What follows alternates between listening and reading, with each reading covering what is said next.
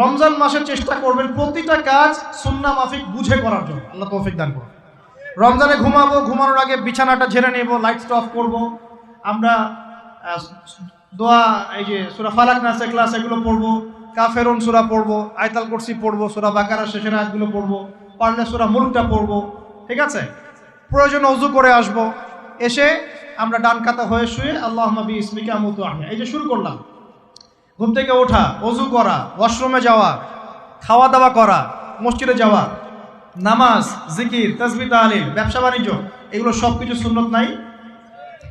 প্রতিটা কাজ সুন্নাহ মাফিক করার চেষ্টা করব। আল্লাহ তৌফিক দান করুন। আমি ফিকহুস সুন্নাহ এরকম কিছু বই পাওয়া যায়, ফিকহুস সুন্নাহ, কিতাবুস সুন্নাহ, এরকম অনেক বই আছে। আরবি থেকে বাংলা অনুবাদ হয়েছে, বাংলাদেশের উলামায়ে কেরাম লিখেছেন।